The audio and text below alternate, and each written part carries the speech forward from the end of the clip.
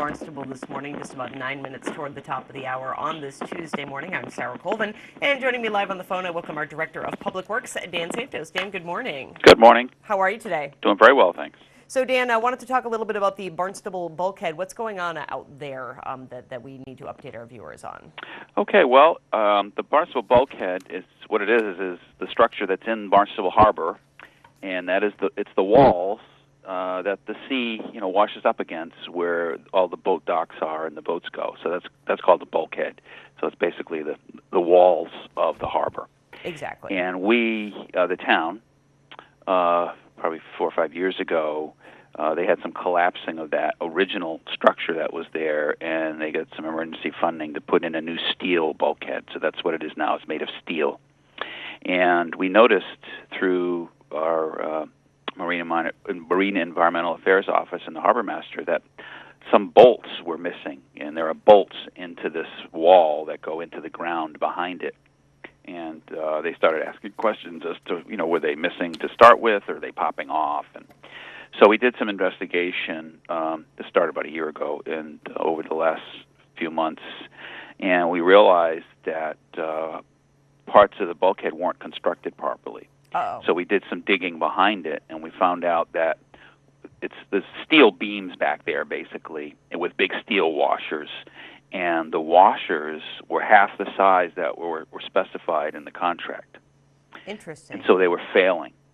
And what was happening is the bolts were pulling right through. They were ripping the heads off because the bulkhead was moving, because the structure was not what it was supposed to be. Right, and I would imagine that the structural integrity of a structure like that, especially because it's next to water that comes in and out, a lot of motion, a lot of salt water, a lot of action in there. Yes, that the exactly. strength of it is important, because it's going to take a beating. And what you don't see is on the other side, on the ground side, you have very similar action. There's a lot of the groundwater in that area is almost near the surface of the ground. So you have all that soil and all that water, the groundwater, pushing on this bulkhead. So at low tide, when there's no counter water on the other side, it's pushing out. And well, anyway, we got the designer of the original project involved, and they did this investigation. And they basically admitted, yep, we see what happened. We're not sure how it happened, whether it was in the contractor who did the work misread the drawings or something, but at the end of the day, they put the wrong washers in, and it's failing. So they've agreed to completely reconstruct this at their cost, no cost to the town. And right now they're doing the design, which will install a new system with the proper size material just above the old system, so they don't have to take it out. Now, do they have to reconstruct the entire bulkhead, or just replace those bolts and nuts?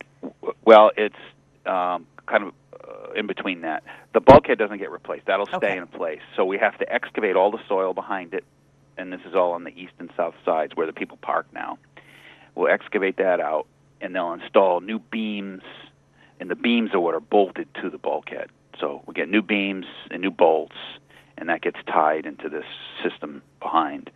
And then they'll put the soil all back and repave it, and so by next May, no one will ever know we were even there, and we'll be ready to open for the new season. So that's the plan.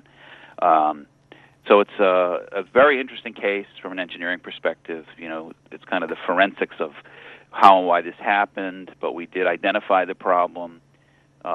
We had a responsible party step up and say, we're going to take care of this.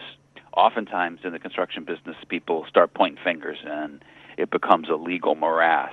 Right.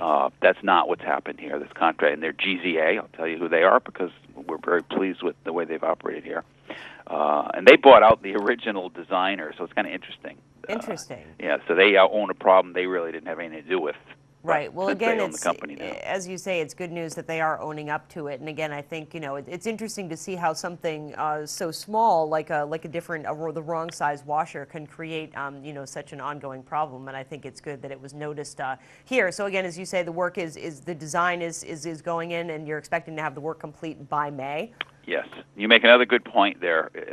That this small little thing, and if you look at a lot of the engineering and structural failures around the country and over time, and engineering students look at these things, most of the time it's a small little detail that creates, this house of cards collapse. And fortunately here, that it would never be that catastrophic, but it could have gotten worse. And fortunately, with the good work of people looking at this thing every day and being out there and being observant, they identified this issue.